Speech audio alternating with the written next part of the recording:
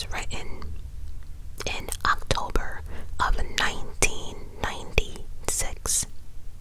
October 1996. Princess Diana died August 31st, 1997. So that was what? Like 10 months. And the letter goes like this. I am sitting here at my desk today in October, she writes, longing for someone to hug me and encourage me to keep strong and hold my head high. This particular phase in my life is the most dangerous. My husband is planning an accident in my car, brake failure, and a serious head injury in order to make the path clear for Charles to marry. I have been battered, bruised, and abused mentally by his system for 15 years now, but I feel no resentment. I am strong inside, and maybe that is a problem for my enemies. Thank you, Charles, for putting me through such hell and for giving me the opportunity to learn from the cruel things you have done to me. Diana. If that letter did not give you chills down your spine. But see, here's the thing. In this video, I'm gonna play devil's advocate, I guess, right? Because see, at the end of the day, nobody really has the answers. There is so many conspiracy theories of Princess Diana's death. It's ridiculous. I have been through so many videos, books, it's not even funny, right? But certain things I can break down. So this letter is saying that she knows for a fact that Prince Charles and the family is plotting her death, right? So he can remarry. I actually looked into that, and the funny thing is, Prince Charles was allowed to remarry once the divorce was official. When they're officially divorced, Prince Charles and Princess Diana were free to marry whoever they want. The problem is, Prince Charles, he could remarry, but he couldn't marry in the church that he wanted to. Now, whether Princess Diana lived or died, it wouldn't have mattered because he still couldn't get married in that church. You know why? Because the woman he wanted to marry, Camilla, was already a divorcee. So it didn't matter which way, if Princess Diana died or not, no matter which way he went, he was allowed to remarry. But he was not allowed to marry in the church or religion or whatever that he wanted. That was a problem. And then the second problem was getting people to actually accept Camilla. So killing Princess Diana just so Charles can marry, in my opinion, I don't think that reasoning is true, right? Because again, whether she died or not, he couldn't be married in that church anyway because of Camilla and her being previously married before. So it didn't even matter. So I don't think if this was a plot, I don't think making the path for Prince Charles to marry is the reason, in my opinion. But what do I know, right? So let's continue. So before we actually continue though, there is a word that I need to explain, and that word is inquest. You're gonna hear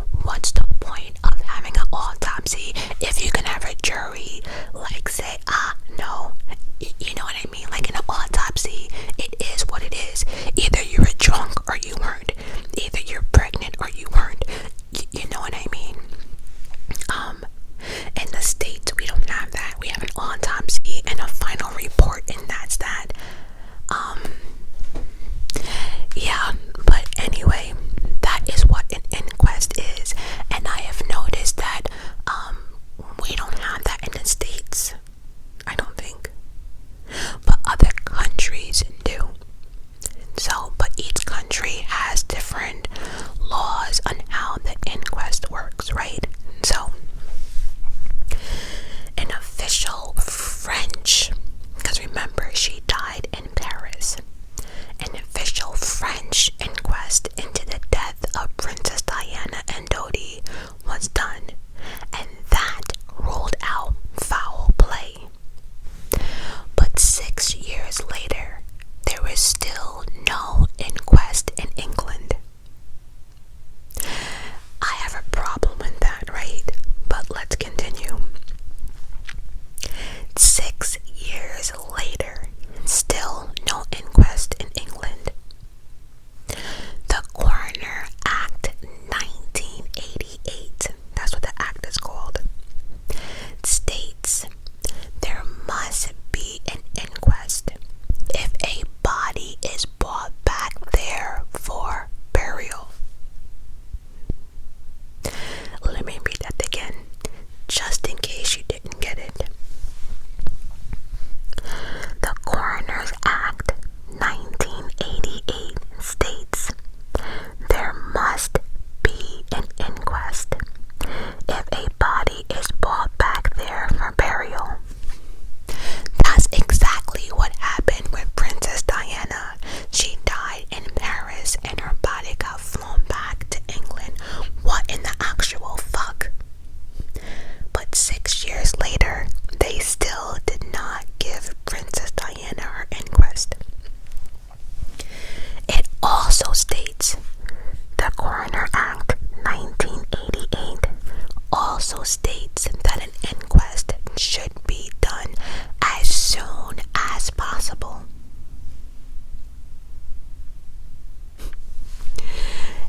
Now, why do I have a problem with this? Think about it, right?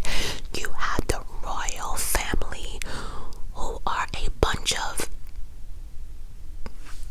and can cover up and has done and can do and is feared by many, right? So you're trying to tell me that the royal family, the queen, the prince, none of them could really get an inquest. They couldn't pull all their connections and get this shit done as soon as possible. So you have to question, right? The royal family uses their connections to cover up and to spin, but they didn't use their connections to do this inquest. That is amazing to me.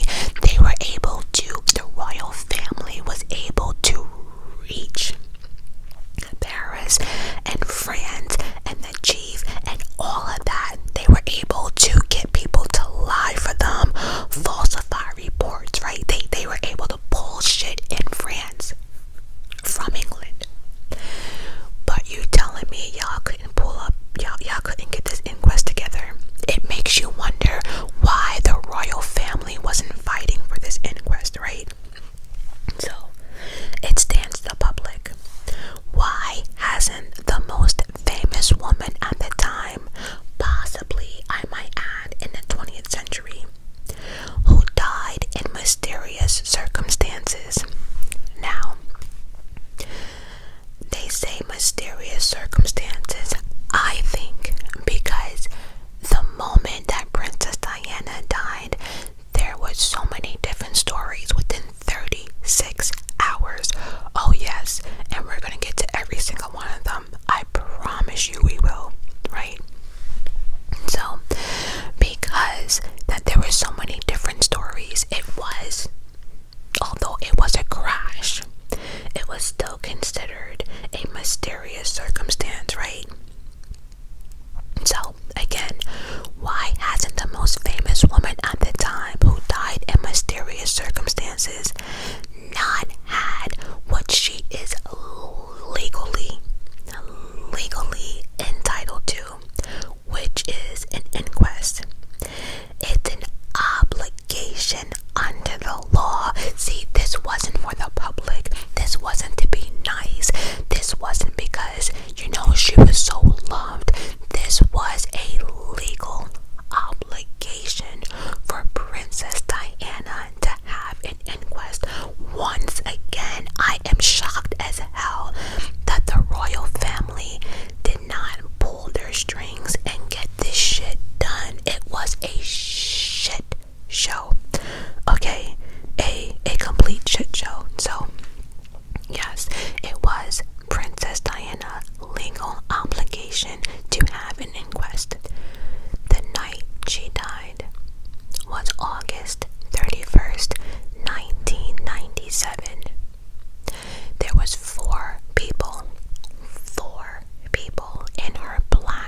Mercedes. Only the bodyguard would survive, and his name was Trevor Jones. So we had the driver, his name was Henry Paul. Do not forget Henry Paul's name. Matter of fact, in this video, I'm gonna make sure you do not forget Henry Paul's name. He is the biggest factor, in my opinion, in this entire situation, right? I am so confused, but in the comments, I'm pretty sure I will see your response. So again, we had the driver, Henry Paul, the bodyguard, Trevor, Dodie, and Princess Diana. The driver, Henry Paul, and Dodie died almost instantly. We know that Trevor was survived and Princess Diana was seriously injured, but then eventually died later.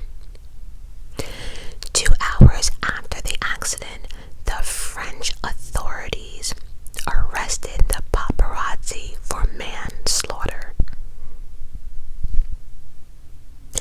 They said the high-speed chase caused the death of Princess Diana. So the French is out here just arresting everyone with a fucking camera. Like, how do you arrest the paparazzi? Like, are you kidding me right now? Anyway, 30 hours after they arrested the paparazzi, right? 30 hours later, they changed their story dramatically. Now it was the driver's fault, Henry Paul. He was drunk, and in their words, he was drunk as a pig. I'm laughing because I just know the bullshit that's coming. So they said the driver was drunk as a pig and on medication. Then after that, right? So they went from arresting the paparazzi for manslaughter, saying it was their fault for the high-speed chase. Then 30 hours later, the French changed their story to Henry Paul was drunk as a pig and was on medication, and he was the reason why the car crashed and died. But now we know the report from France was deeply, deeply flawed. I can't even tell you how deeply this shit goes. Now, during the investigation, there were people that were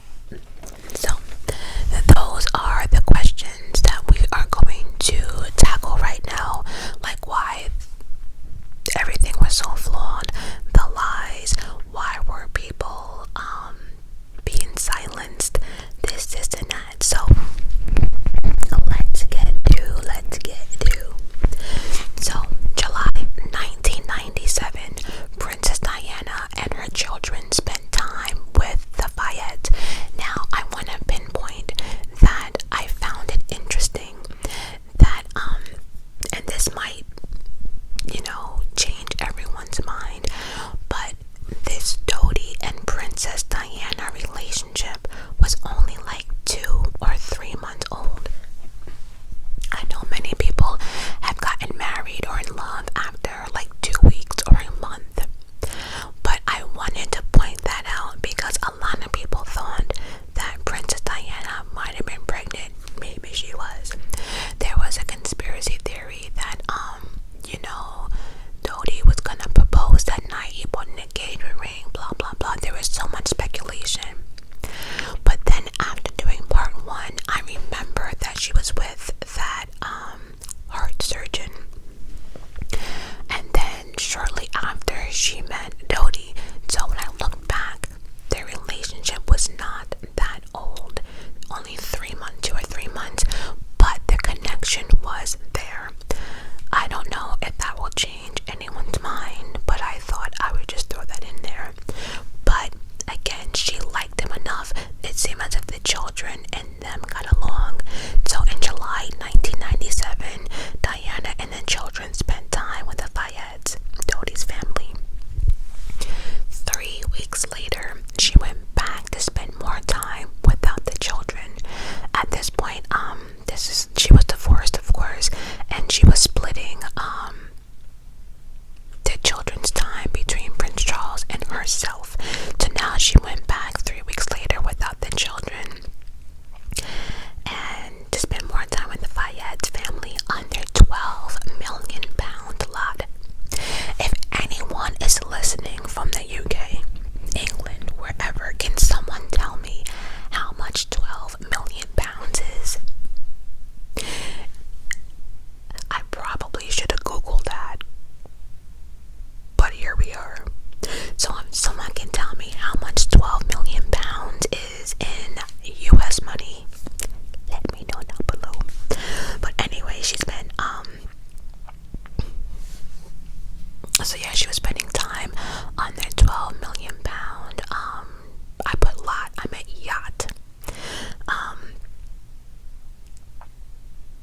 And during the cruise, Diana made a public, so during her cruise, right, there was paparazzi all over the place, and she did not hide her relationship. That's one thing she did not do. She did not hide her new romance at all. She made it actually very public. She didn't hide away from the paparazzi, but she also still was trying to get them to back off. So she would get them a little, hoping that they wouldn't want a lot. So she would get them a little and say, okay, enough. But the paparazzi was still like at her every move in her face, and she'd just be like, not today, or please, can you stop? Still, she didn't hide it, but she still wanted, and I think a lot of celebrities do that, which I understand, because I think sometimes when people are too private, it drives, I guess, the paparazzi and people's curiosity, but if you give them a little something, I don't think they'll be like hiding out in your bushes and shit, right? So yeah, anyway, Saturday, August 30th, Dodi and Princess Diana get off the yacht and they get into a private plane, and now they fly to Paris. Now, once they get to Paris, there is a photograph of Princess Diana getting off the private jet, and that photographer, his name was Fabrice, I think. I'm not even trying to pronounce his name, but anyway, there is this photo of her last photo, one of her last photos, getting off the plane, and it's kind of like eerie, right? You know why? Because this is the first time that we see all 4 people, the bodyguard, the driver, so we see the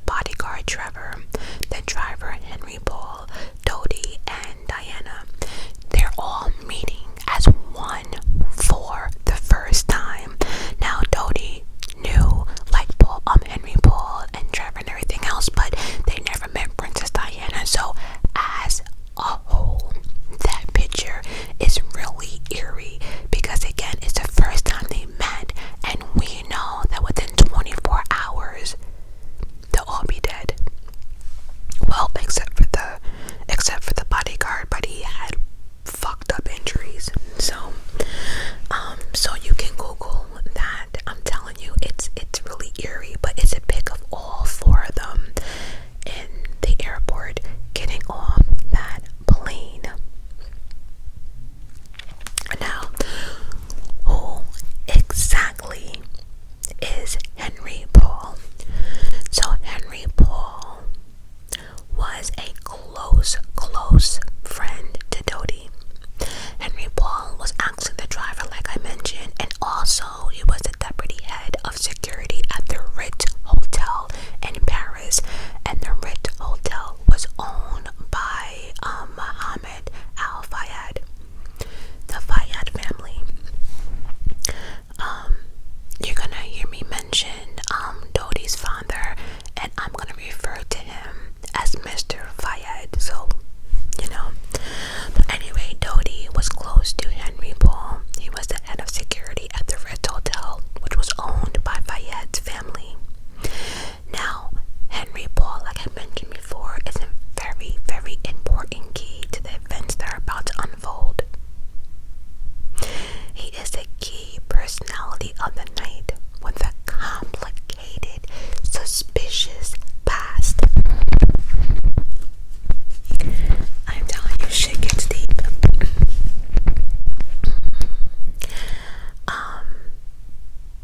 Now, like I said, Henry Paul was actually the head of security or second in command or something like that. At the last minute of this day, he was called in to actually be a chauffeur for Princess Diana and Dodie. So I don't know what happened to the original driver, the original chauffeur, but whatever happened, they called Henry Paul and said, "Can you step in for last minute?" And he accepted. Now, this is where things get interesting. I don't know if anyone's ever heard of MI6, MI5, or MI6. The best way I can describe it, it's like the British Secret Service, I guess. Best terms, I can do it. Yeah. So, MI6 is a secret service down in England or something, but it's a British-ish secret service. Now, there's a guy named Richard Tomlinson. He is an ex-MI6 officer, and he tells us in an interview, and underneath it says ex-officer of MI6, and all I'm going to say is he had a high ranking. He tells us that Henry had he's a long-standing agent for MI6. He was an agent in terms of supplying information to MI6 in what was going on at the Ritz Hotel for cash. So, in my words, Henry Paul was a fucking snitch. He was a snitch. So, one thing about the Ritz Hotel in Paris, it just wasn't for, regular people like you and I. Well, I know I couldn't afford the Ritz, so exclude me out of it. But like the Ritz Hotel, right, had famous people from around the world. So if you are a secret agent, you can give information to MI6 about everyone. Not everyone, but a lot of important people, right? He has been working since 1992, and that's when Richard actually saw his file, but he knows for a fact from memory that he was working before 1992 for MI6. So to make a long story short, Henry Paul has been a snitch for a minute. And the funny thing is, this information of Henry Paul being part of MI6 was actually confirmed by his best friend, Claude Gimmick. But he didn't know in the contents of so he knew he was part of MI6 and Secret Service, but he didn't know like the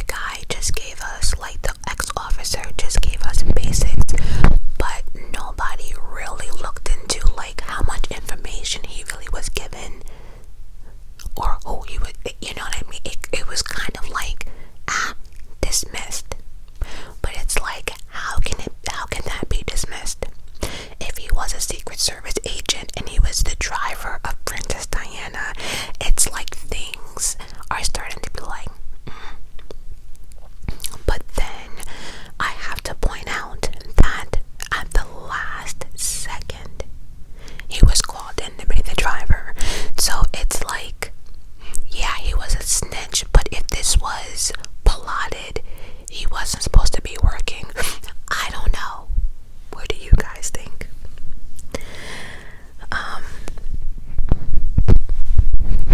So anyway, Henry drove Princess Diana and Dodi to the Villa Windsor, aka the Fiat mansion and the Fiat property.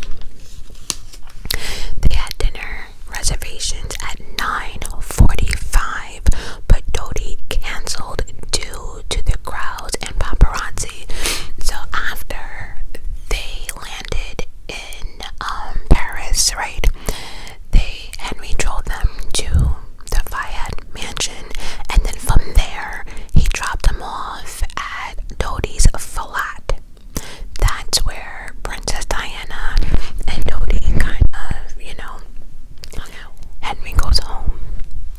Princess Diana and Dodi, they chill out. They're just having a romantic evening. They had dinner reservations at 9:45, but then he realized, looking outside of his window of his flat, there were so many paparazzi and crowds, and he decided to cancel for safety purposes. He then decides to head back to the Ritz Hotel, where he decided, instead of having dinner reservations at this restaurant, it was probably safer to have dinner reservations at the Ritz Hotel, since his father owned it, aka a lot of security. So Princess Diana and him went to the Ritz Hotel. Now the couple ate at the restaurant, right? And this is crazy, because this was a key factor also in the inquest in England. There was a videotape in the Ritz Hotel, very, very important. It just really shows the last moment of Dodi, Diana, Henry, and everything else, right? And it probably caught the last smiles of Princess Diana. She was smiles. They were holding hands. Actually, the footage showed them holding hands for 8 minutes straight before getting into the car. It's really sad. All of it, it's just eerie, even down to like Henry Paul, just the last 12 hours of everyone,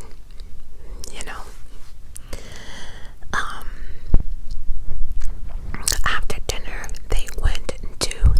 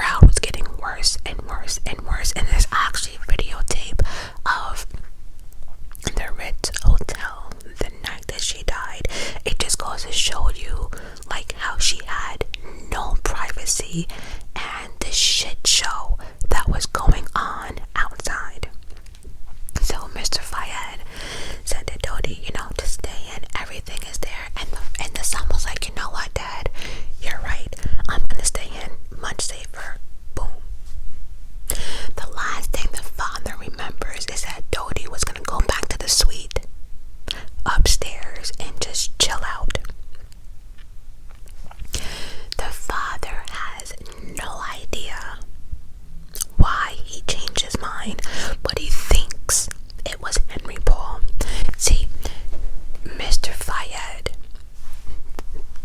because remember, Henry was head of security. Mr. Fiat thinks that Dodie and Henry had a conversation, and Henry was like, oh no, wait a minute. I can get you back to the flat. I know the way around Paris. I know shortcuts. Don't worry. Let me think of a plan and I can sneak you guys out of here. Dodie was like, are you sure? Henry was like, yeah, don't worry. I know the way. So around 12 o'clock, Henry decides of a plan.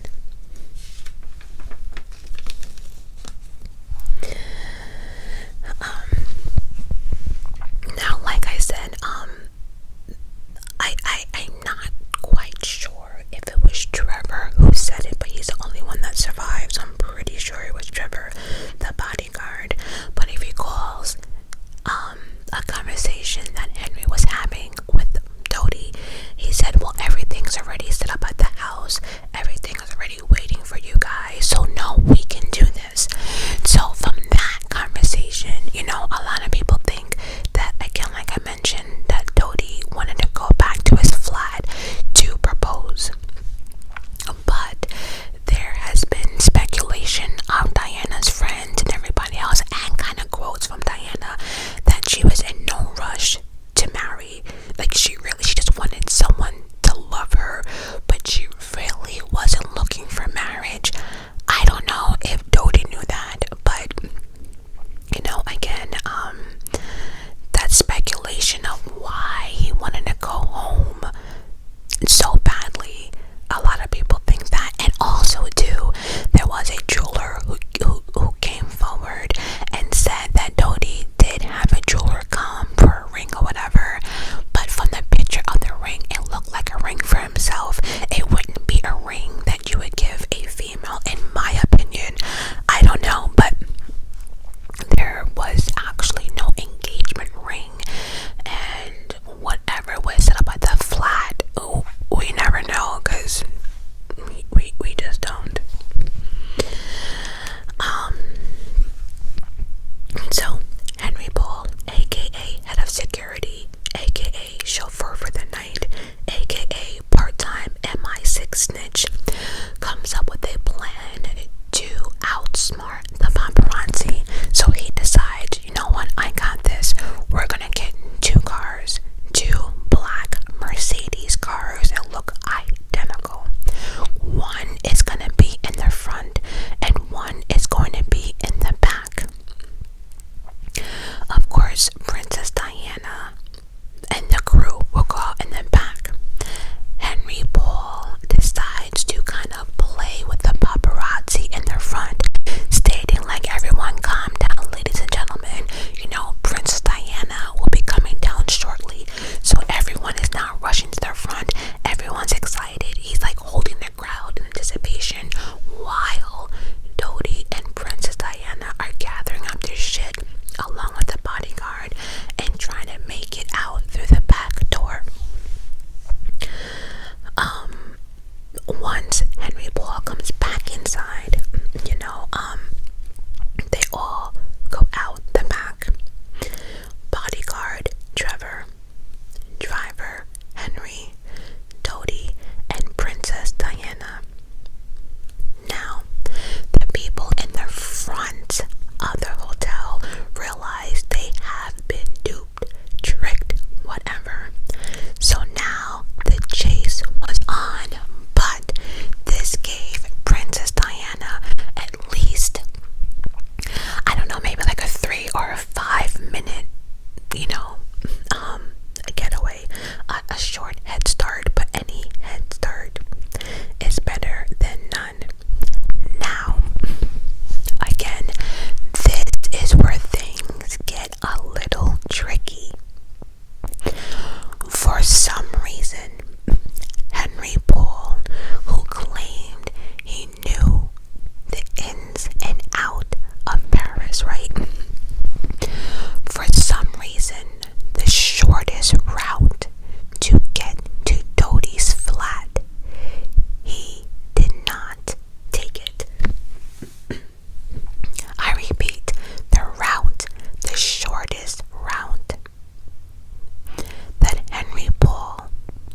should have taken to get to Dodie's flat, the shortest way, he did not take. Then the direction that he went, there was an exit that he could have gotten off that would have kind of swung him back around. He also did not get off that exit. So not only did you not go the shortest route, say for instance you were like, ah man, I forgot, right? Then you had an opportunity to correct it by getting off the exit. You did not. You went straight. Everyone that has dealt with this whole case, that's one of the most baffling questions. Why was Henry Paul actually driving away from Dodie's flat? Now, the only suggestion I have, like, you know, sometimes that there is like a really long way to get home. Like sometimes it's like you're going like in a U-turn, like you can go all the way around and come back around again. I don't know if he was doing that purposely to throw off people or to make sure they weren't being followed back to Dodie's flat. But my problem with that is, if you remember earlier, they were at Dodie's flat, so it's clear that the paparazzi and crowds know where Dodie lives. And so for the driver to not take the shortest distance or correct it when he had a chance to, it just baffles a lot of people. Like there was, and if you look at any of the investigations, like they said, there were so many different ways of getting to Dodie's flat. That way, nobody can explain that. And that actually bothers me. Because see, now in the back of my mind, you are a MI6 part-time snitch. Like, what do I do with that? Like, I'm gonna act like I don't know that now. I can't.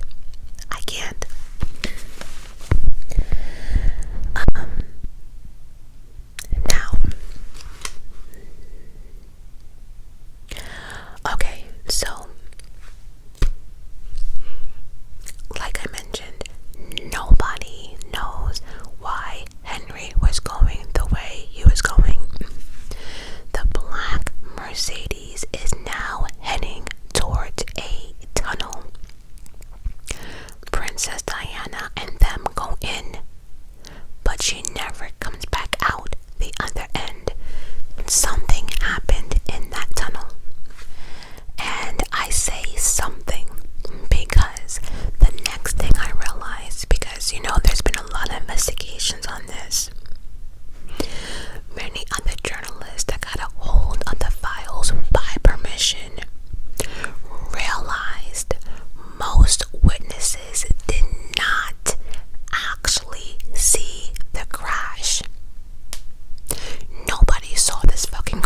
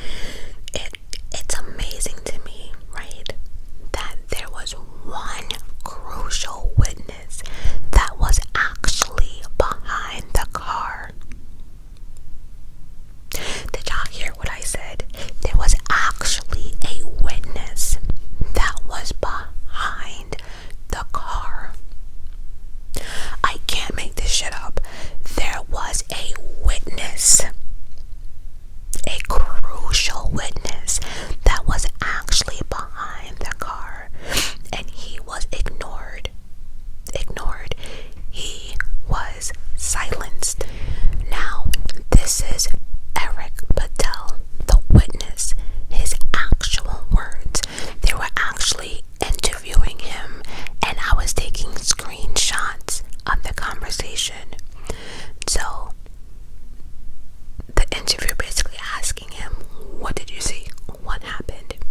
And Eric says, I started to go down the curve. I saw headlights blinking. The car was going quite fast.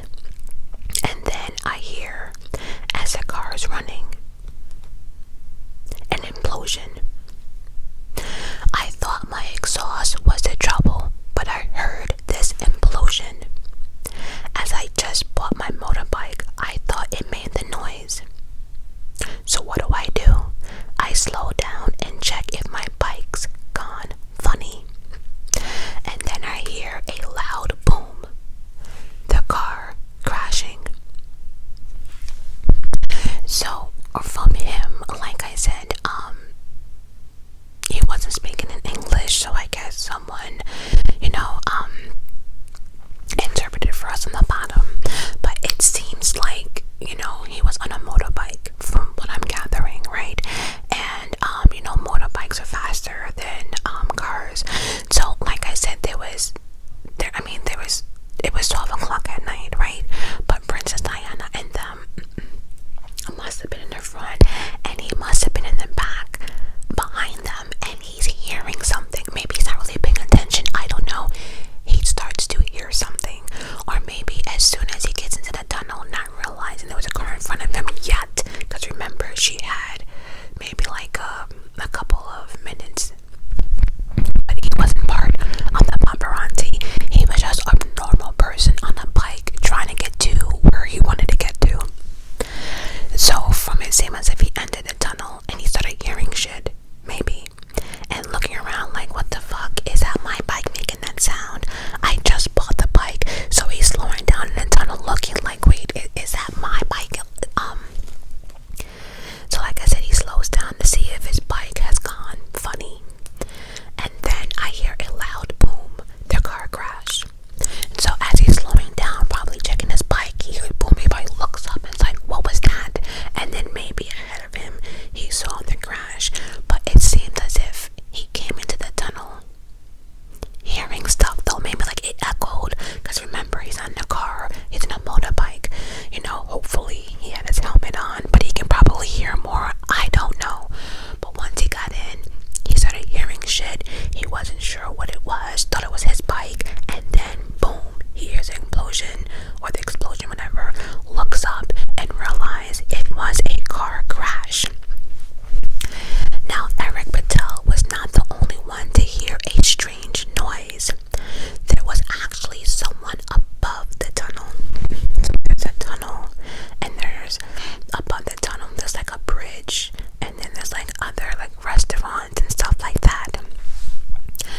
There was a guy by the name of Clive. He was also a chauffeur,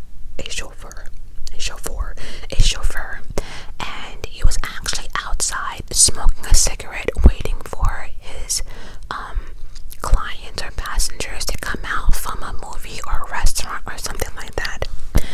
So he was actually on the bridge above the tunnel, where there's a bridge, just sitting out there, just smoking a cigarette. He then says he heard a car come towards him. His conclusion was the person driving was actually trying to drive in neutral. The sound it makes like a racing engine not in gear. So that's all the description the guy could give. He didn't say like what color car or nothing, but there was clearly a car that ran out of there. Remember what I'm saying?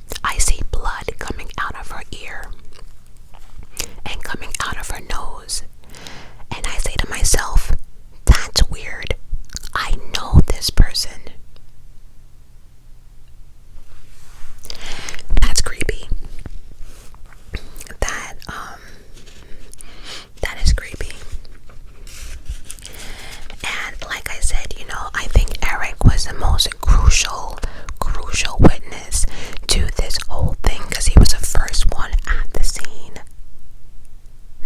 And then, anyway, Henry, the driver, and Dodie die almost instantly. Eric went to a phone booth and called for help. He called for the ambulance and everything else, 911. Then went to the police station. Okay, so he tried to help. He knew he couldn't. He got to the nearest phone. He called 911.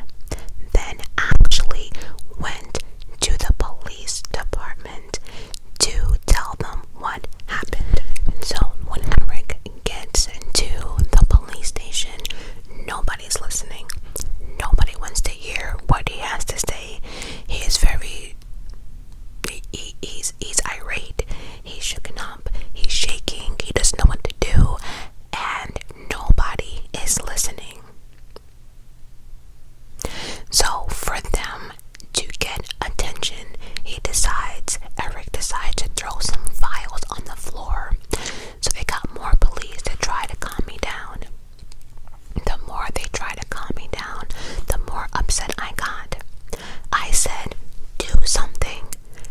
Again, nobody was listening. Nobody was listening. Nobody was listening.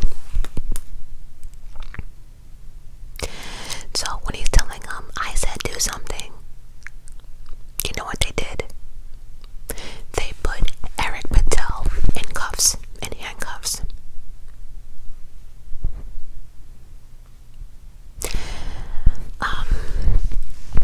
Yeah, that's very unfortunate. To wrap up his story, you know,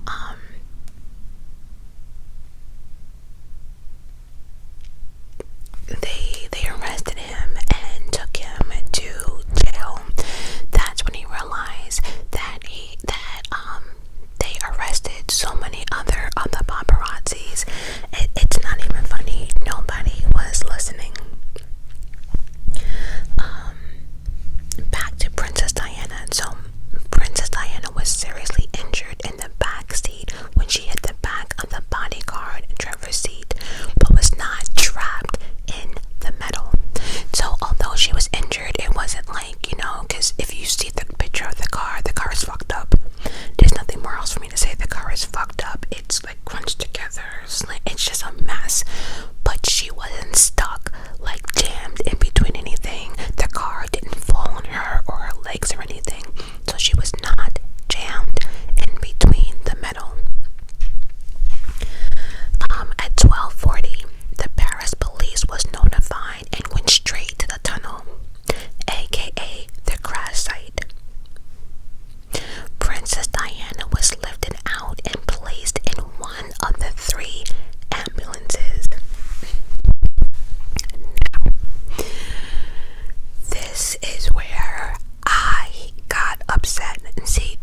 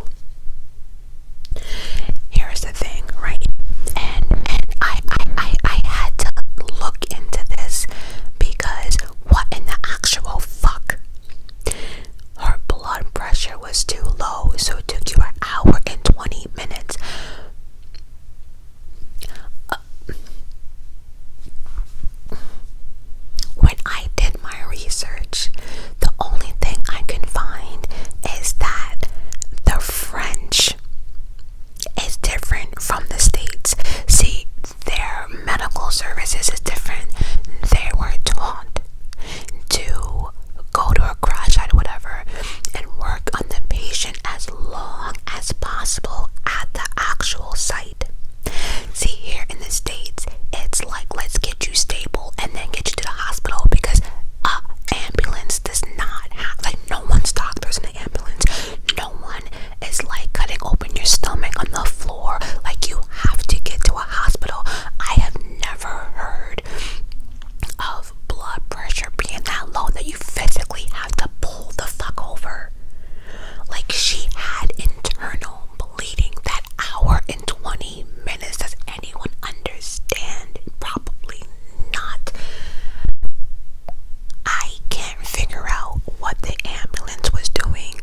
Like, again, they have a limited of stuff, and like I said, the ambulance would have known about the crash.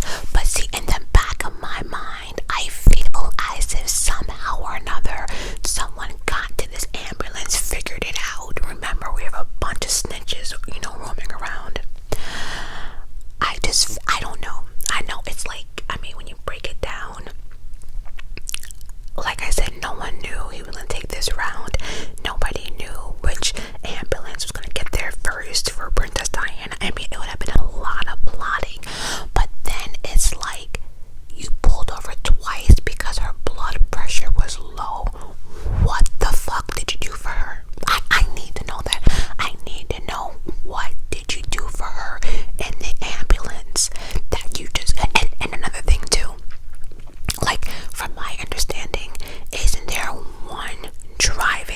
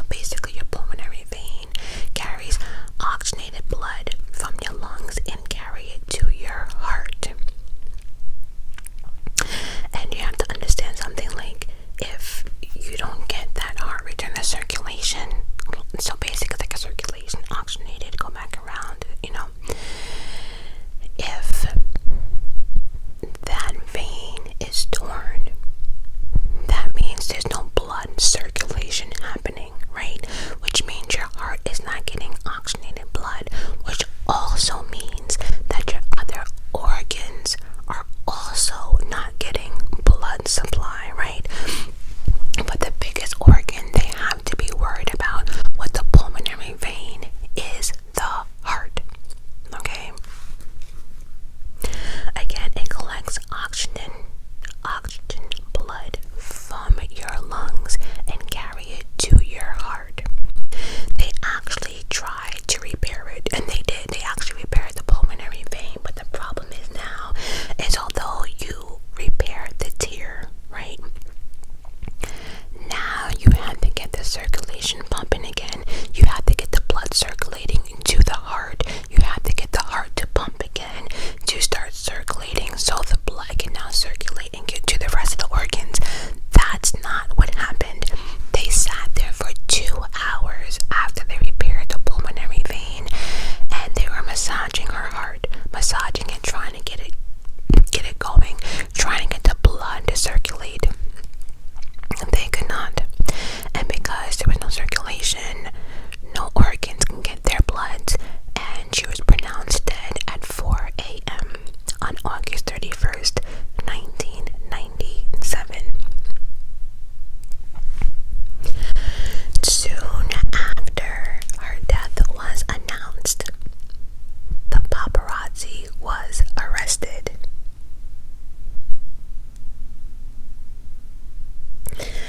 Now, this was the problem, right? When they arrested the first group of paparazzi, right? No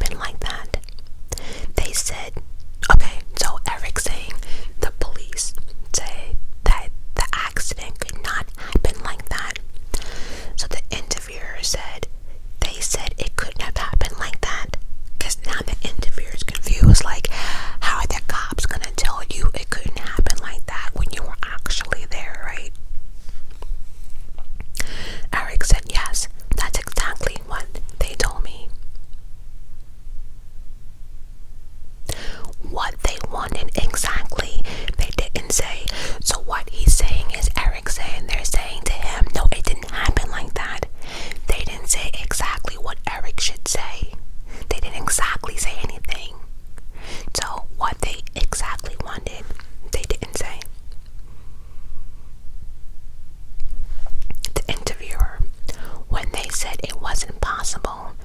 Did they suggest how it happened then? So like now I'm confused with the interviewer.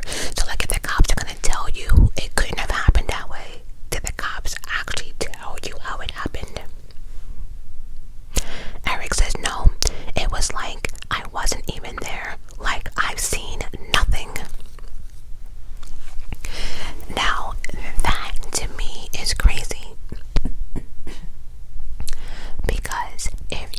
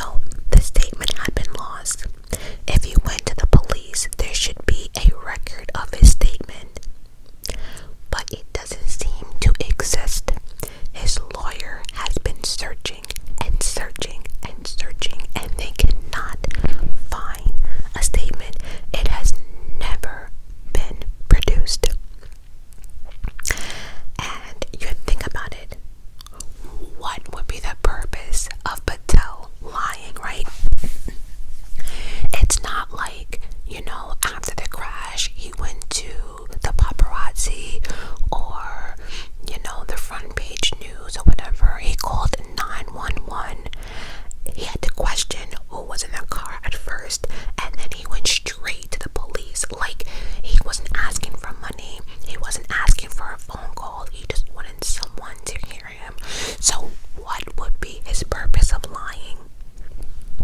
There wouldn't have been. And then they wanted to know, the world now wanted to know, why did they ignore the evidence? You know what the police said? The first time, like I said, the police said that he was lying, right?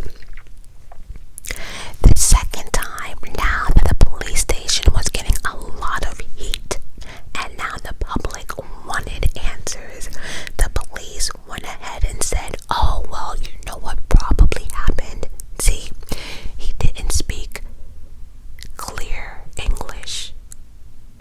Not even English. No, I'm sorry, he didn't speak clearly.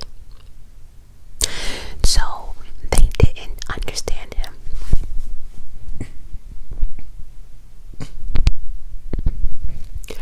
First, Eric was lying.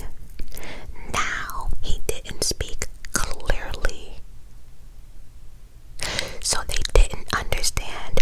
So besides getting, I don't know, maybe an interpreter, or asking him to slow down, or maybe write it down, or maybe, I don't know, record this shit and have someone like figure it out, you instead call him a liar. Like,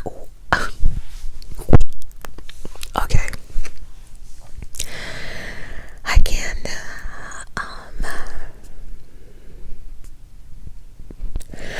Oh, there was also something else that people looking into this investigation. Another input from director John McCamery, I think is you pronounce his name. He was actually surprised, right, that the bodyguard. Now let's talk about the bodyguard real quick. Not much on the bodyguard, but the director, people in the investigation, was actually surprised that the bodyguard did not supply a backup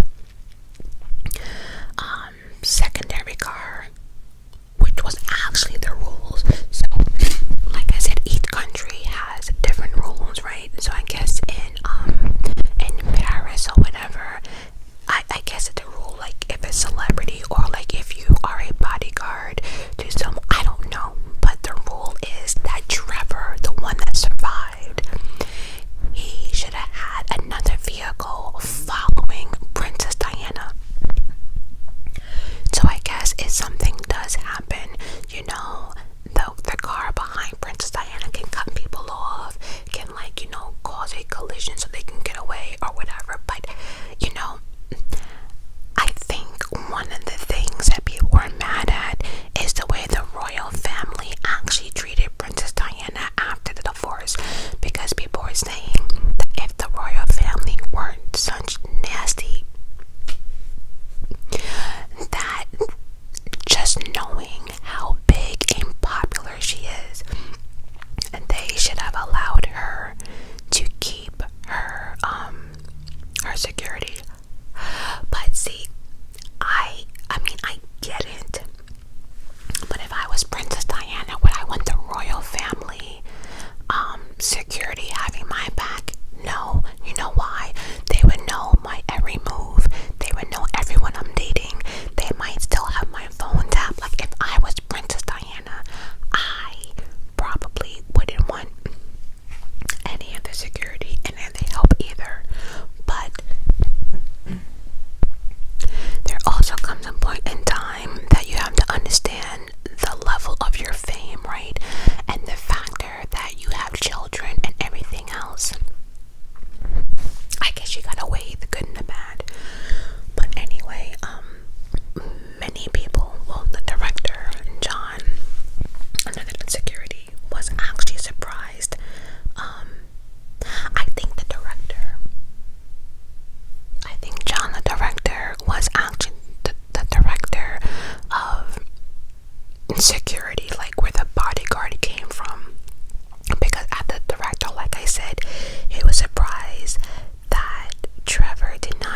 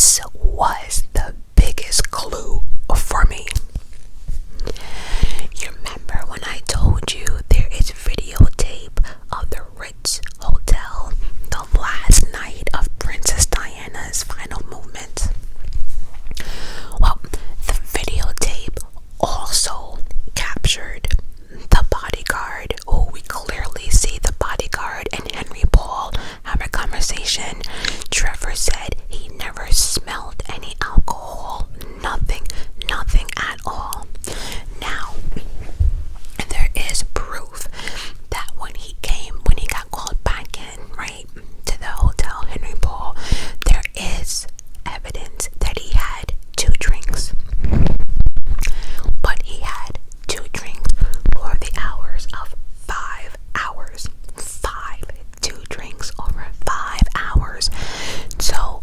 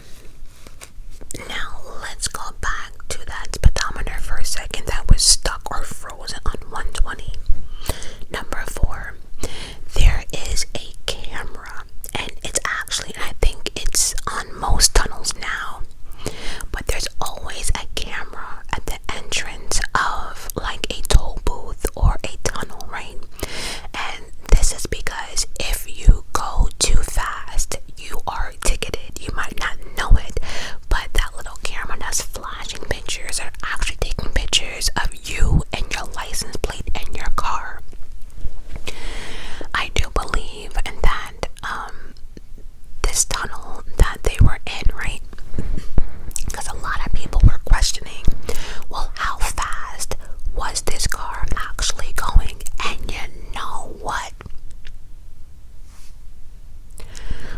What a coincidence. Why is it that when Princess Diana's car went through, the camera wasn't working? Oh yes, because see, now the press and people are asking questions. Well, what about that camera that's above the tunnel? If you go over 60 miles per hour, you are going too fast and you will get a ticket in the mail.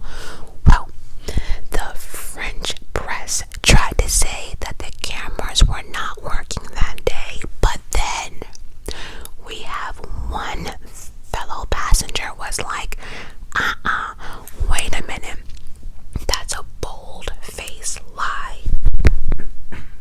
You want to know why? Well, my man, the passenger, actually got a ticket 15 days later, and you know what the ticket showed? It showed that he went through that tunnel at 12:15.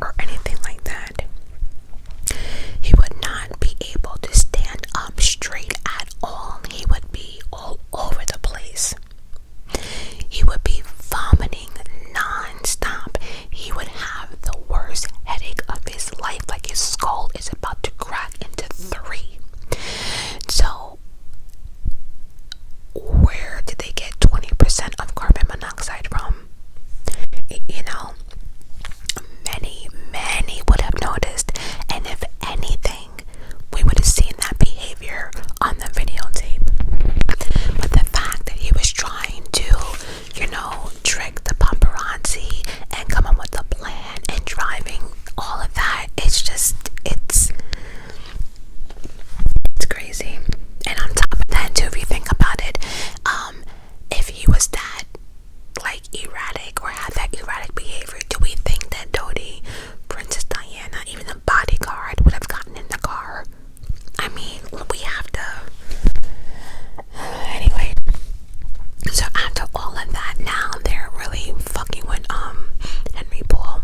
There was a search warrant for his flat. His friend was there, and his friend, you know, the friend that in the beginning that told you verified that he and confirmed that he was part of MI6. Well, this same friend of his was there when the police had a warrant for Henry's flat, and he watched the whole search go down. And he said in his own words that this search was forced. Why do we say that? Well, he said the police lied. The police lied, and he can't figure out why. He said, number one, the police said there was a bottle of martini in the fridge. There was no bottle of martini in the fridge. They said there was a bottle of Ricard. I don't know what that is. I assume that's a liquor. But that wasn't there either, according to the friend. And the police went on and said that he had endless booze. The funny thing is, so like the friend saying he had like a little mini bar, mini drinks. So it's like if you go to my parents' house, right, we do have a section full of liquor, but a lot of times, like if anyone goes over there, we have to go because there's so much dust and stuff on it. It's not actually for us, it could be for other people. You know, my parents used to throw parties a lot, so, and then in our basement we do have a full blown bar down there with every liquor possible. And so according to his friend, he's saying that yeah, my friend had booze, like a little mini bar, but there was no martini in the fridge. That was a lie. There was no bottle of Ricard. That was a lie. There was an endless amount of booze. He said it was a regular little mini bar. He said, and then his friend said, you know what's weird? They never mentioned the stuff they actually saw, like the food that was laying out, the water, the Coca-Cola, none of that stuff, none of it. Anything that had to do with negativity was locked in, but anything that was actually like in the apartment, like, you know, Coca-Cola or a bottle of water, that wasn't locked in, but you made sure you locked in martini. That wasn't even there.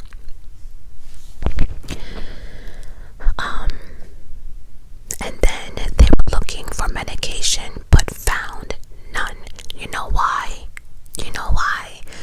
Because he wasn't on drugs. And they actually had the audacity to like take pictures of fake pill bottles. Like they tried it. They actually fucking tried it. Like in evidence. And it's so funny because like I don't okay, like for instance,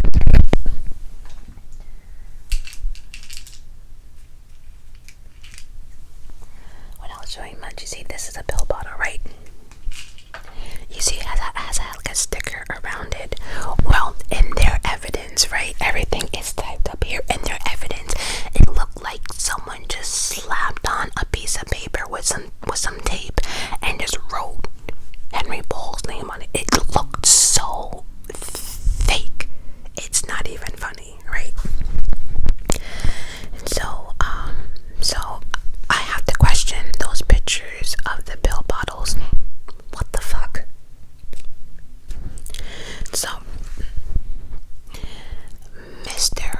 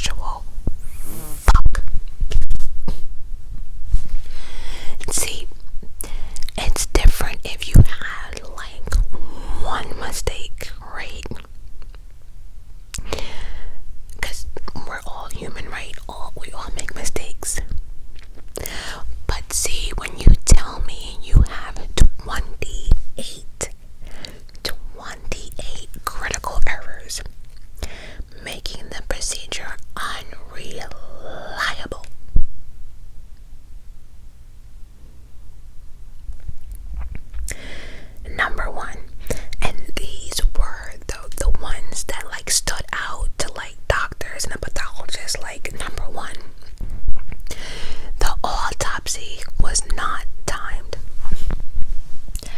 Now, how many movies? I know they're just movies, but I think even you and I both know that when they do an autopsy, they say, hello, this is Dr. Majestic. You know, it is now 12:43. I have so-and-so in front of me, 43 male, blah, blah, blah, blah, blah, blah, blah. And then they start the autopsy, whatever, right? The autopsy was not timed. If you go back to any autopsy, I'm telling you, go back to your shows. They always have a little tape recorder and they're always talking into it. You know why? Because an autopsy is timed. Number 2, there was no precise description of how Henry Paul's body was identified. You didn't say we had a 43 white male or whatever on the table having 4 tattoos. He has a mole, a birthmark, none of that, nothing. So you could have had anybody in front of you, but there was no distinct identification. There was nothing, no description, no like brown hair, short, brown eyes, black eye, like nothing. There was no identification of Henry. Hell, it could have been my father for all we knew. There was no identification. And number 3, there was no explanation for the 20% of carbon monoxide they actually tried to mention. So, what did the 4 pathologists come up with? The hypothesis that there was a mix-up in the samples. There was a mix-up, and the samples need to be seriously considered. That it was tampered with or mixed up with. So basically what the doctor's saying is there was a mix-up with the blood samples, period, at the end. Shit's not matching, shit's not adding up. Maybe something got mixed in another one, but the blood samples and like that 20%, it doesn't make sense. Something either contaminated it or it wasn't the right blood work. But they said that it's seriously needed to be considered that there was a mix-up in the samples. There were 22 other corpses that night. 22 other corpses that night. Mr. Fiat sued to get his son's samples to make sure it was him. And he wanted to make sure that what they were doing was right. Do you know, to this day, he still never got his son's samples. He never got the son samples. So again, it's like a man who has all this money that simply wants his son's samples. It wasn't that simple to get. Why? Right? Another conspiracy theory came about was the Ritz Hotel and Mercedes working together. Why are people questioning that? Well, again, remember Henry Paul, the one you will never forget. Well, remember he worked at the Ritz Motel, and now that we know that he worked for MI6, right? 3 months earlier, Princess Diana's Mercedes had been stolen, and the electronics had been ripped out. Had the repairs been properly carried out? I don't know, we gotta think about stuff like this. So her car was broken in 3 months prior. Her whole electronics was ripped out. She had to get it repaired. So Henry Paul, working for the Ritz security, aka MI6 snitch. And then the car, I don't know. People are wondering, is there any connection between that? But by then the investigation stopped. There was too much pressure under the prosecutor. They wanted everything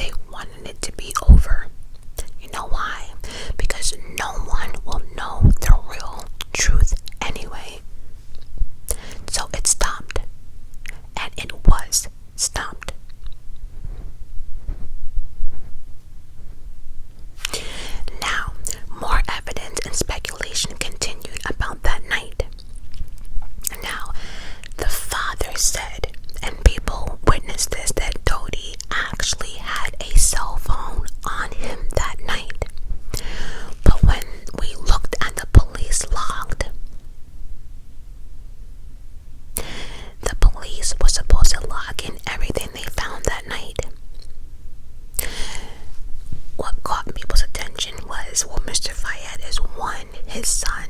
There was no cell phone found. Number two, his son didn't have any papers, no identification, no license, nothing. Number three, he had no cigarettes. I guess Dodie was a heavy smoker. They didn't find no cigarettes. They didn't find no lighters. The only thing they found was money, and that was suspicious. That was really, really suspicious. No cell phone, no identification, no papers, no lighters, no cigarettes, no nothing. But isn't this weird though? But supposedly they found street drugs in their car, but never mentioned what type of street drugs though. Like, how you gonna say you found street drugs, right? But don't want to tell us what type of drugs. But yeah, you want to talk about like Henry Paul being drunk as a pig on a medication and shit. Okay.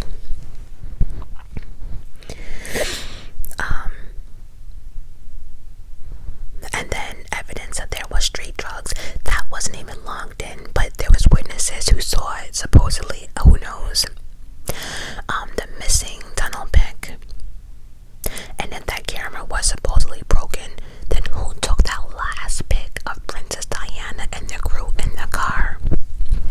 Then another development occurred.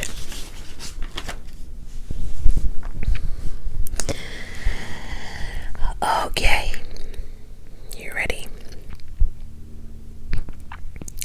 Police said they found white debris. So the evidence that they found supposedly would explain the accident of what happened, right? So the police said they found white debris from a car. It was a white, I think it's a Fiat Uno.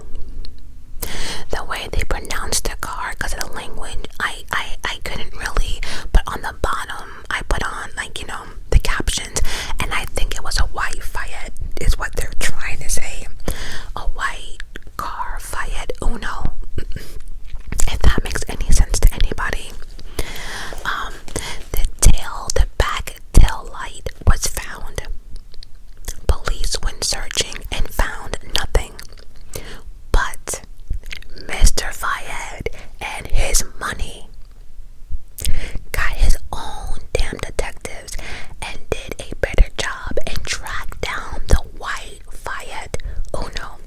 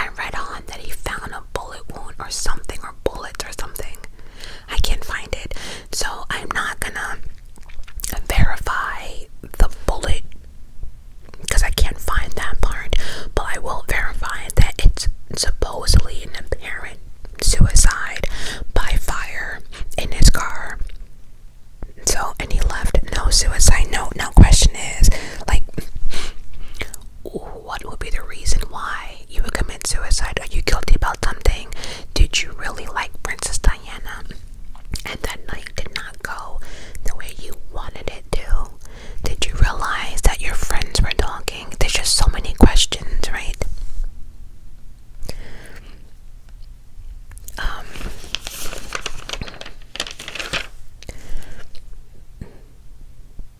Alright, so all in all,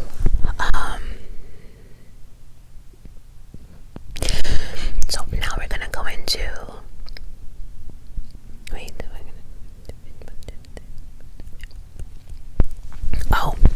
so now we're gonna go into the actual inquest, right? The inquest was a mess, and we had it just a lot of people came and went. The inquest took forever, and many people think, you know, people were scared of the royal family and the situation, because between the lives, people's lives getting ruined, people being silenced, how the case was being handled, samples getting switched, Eric Patel was dismissed, autopsy report was flawed, nobody trusted anybody, like no one wanted to be part of this mess. And I think the royal family made it this messy because this would be the reason why they would prolong what they did. And then of course we had two people connected to MI6, which is the Secret Service. Who wants to mess with them? Okay, so this is the last part of the video. The inquest. Princess Diana finally got an inquest. Do you know how long that shit took? So it took 10 years. It was 6 years when I first started this video, when people were questioning why wasn't Princess Diana given what she was legally supposed to, right? It was a legal obligation to have this inquest, and according to the Coroner's Act 1988, you know what I'm saying? You know, it was supposed to be done as soon as possible, and it was by law. 10 years it took. It took 10 years to get started, and by the 11th year, we actually got an answer.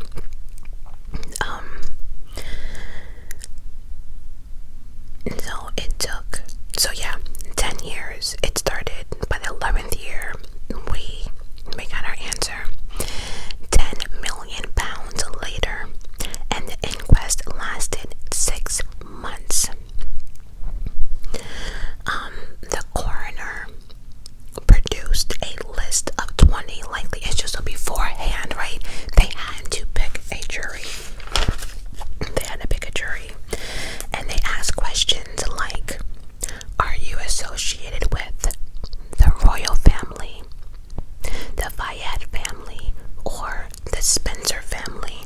Remember, Spencer was Princess Diana's name before she married Prince Charles. Then, have you been employed by MI5 or MI6?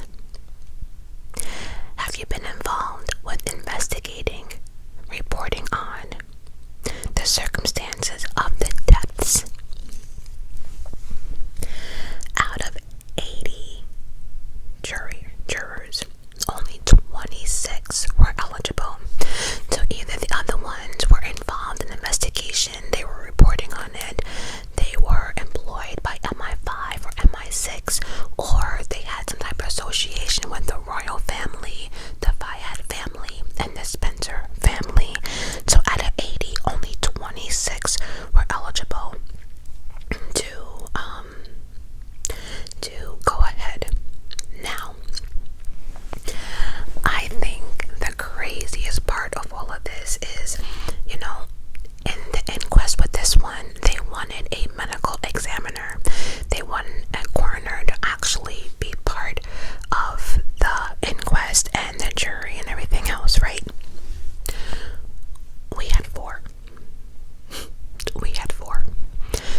first one, the first coroner was appointed, but died before he got started. What a coincidence. The second one, Lord Stevens, on December 14th, 2006, he came on national TV with a press conference saying, came out swinging too. There was no conspiracy to murder of anyone in that car. For now. A few weeks later, after that, he resigned. The third, Lady Butler. Now she was a no-nonsense medical examiner, and she had a problem with this entire process. She did not want any press, no jury, or no media. Now see, that could not be possible because there were so many conspiracy theories surrounding Princess Diana that if she didn't want the media or no press or something, it would just make people more suspicious, just adding on to more conspiracy theories. So once Lady Butler knew that that was not possible, that she had to have the press, the jury, and the media, she resigned, saying that she did not have the experience working with jurors, so she retired. That was number 3. Number 4 was Lord Baker. Actually, his name was Lord Justice Scott Baker. He took on the inquest. So like I said, the questions were asked. 26 people were eligible, and he said this. This is from Lord Justice Scott Baker to the 26 that were chosen. You will be in the public eye as no inquest jury has ever been before.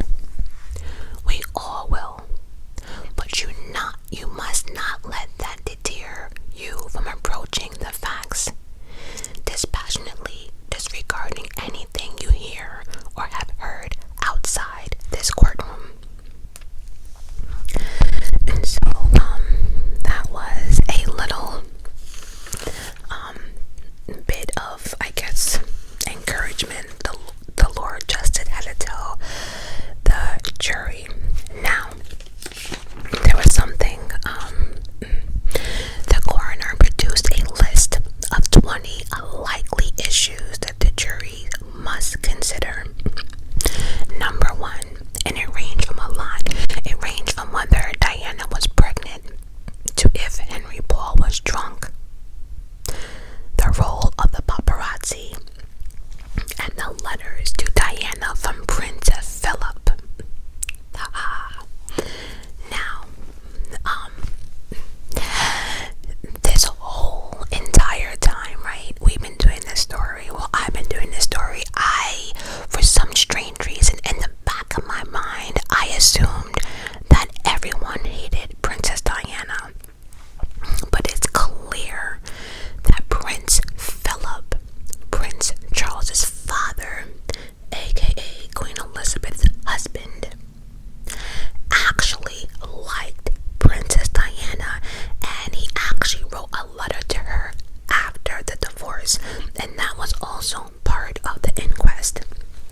And Prince Philip says in the letter, "I cannot imagine anyone in their right mind leaving you for Camilla. Such a prospect never even entered our heads. Charles was silly to risk everything with Camilla for a man in his position."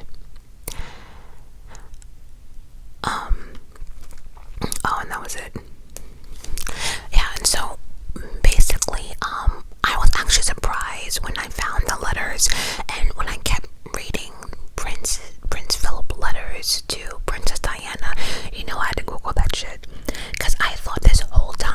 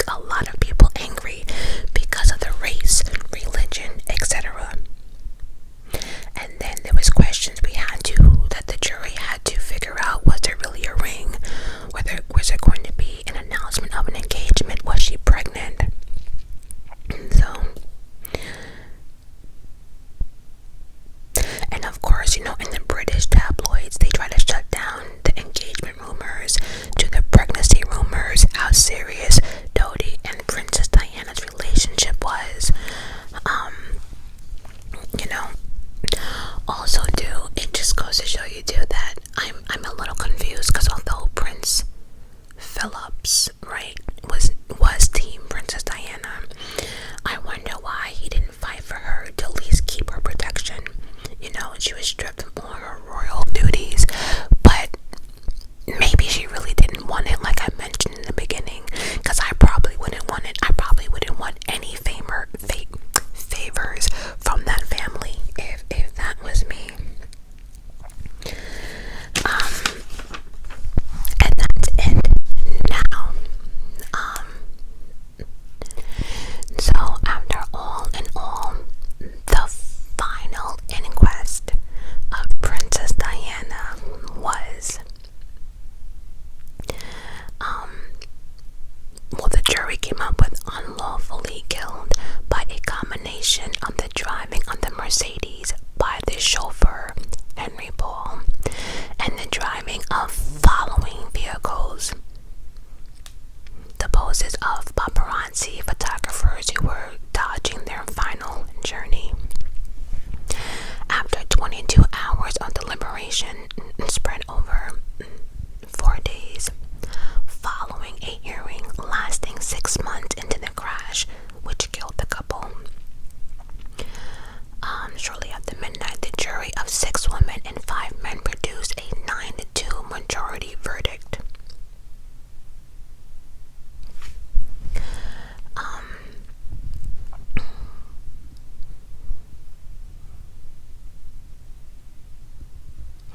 And then the actual report says that the death had been caused by grossly negligent driving, which is crazy to me. She added from a prepared text: the crash was caused or contributed to by the speed and manner of the driving on the Mercedes. The speed and manner of driving on the following vehicles, the impairment on the judgment on the driver of the Mercedes through alcohol. See, this is some bullshit right here. See, this is what I'm saying. Like, how the fuck did this is from the jury, the juror. She added from a prepared text. They proved that the samples were not Fiat's. They proved that that Henry Paul was not drunk. They proved all of that. So how can the jury go on and say that it was the man? Okay, maybe the driver was speeding. That we don't know, right?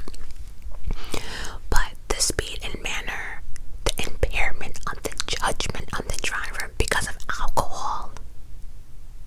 And there are 9 of us who agree on those conditions. There's no fucking way. There's no way possible. There's no way.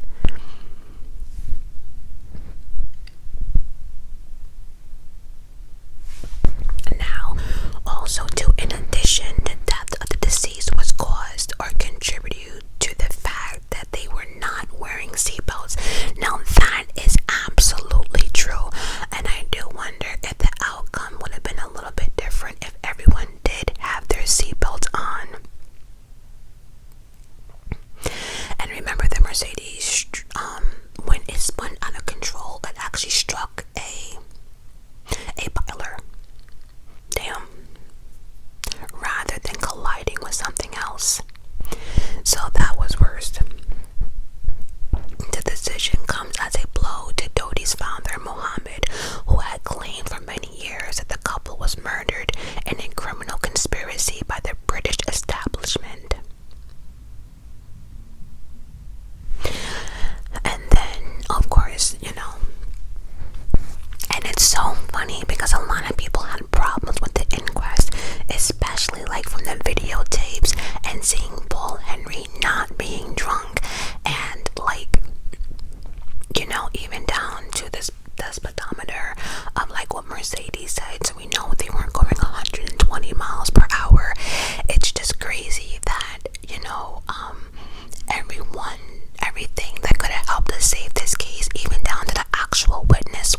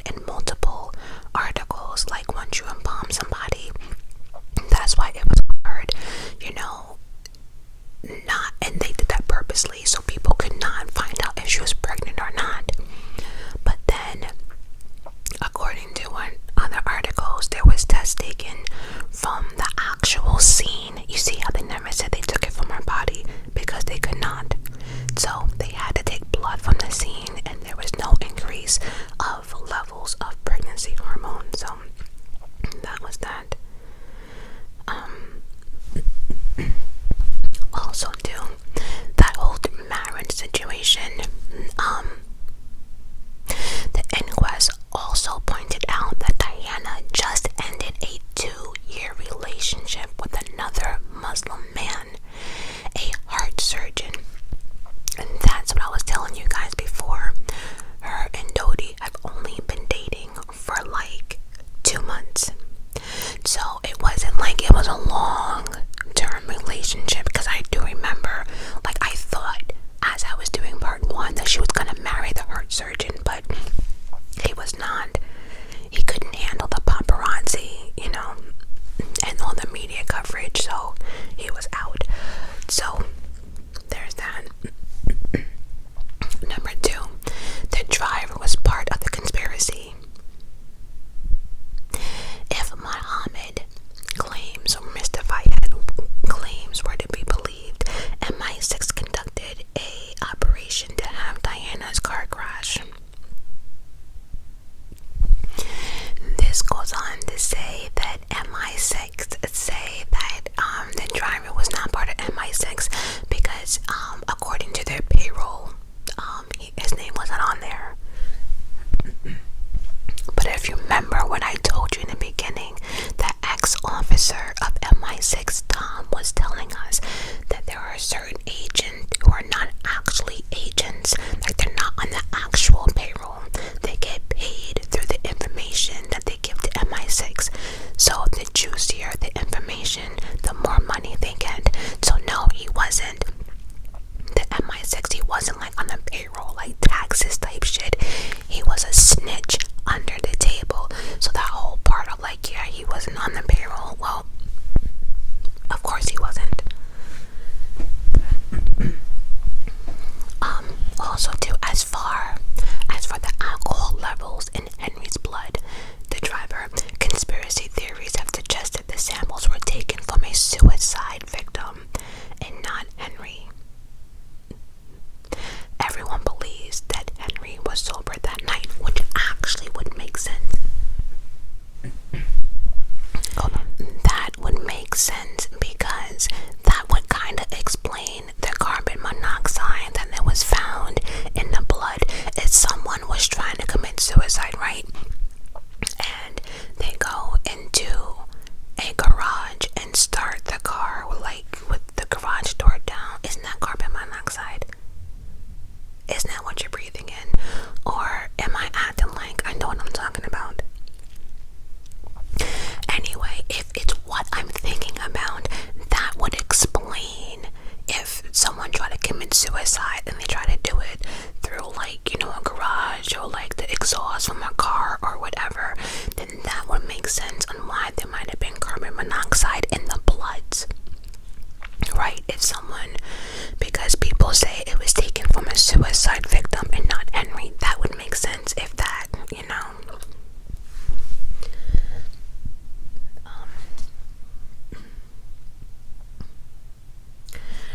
The paparazzi conspired. No criminal conspiracy was found regarding the actions of the paparazzi, despite allegations there was no one chasing the car and everything else. No car made it crash. Although their flashing cameras caused Henry to speed up, no ill intentions on behalf of the paparazzi could be established. The behavior of the paparazzi was declared entirely normal for them.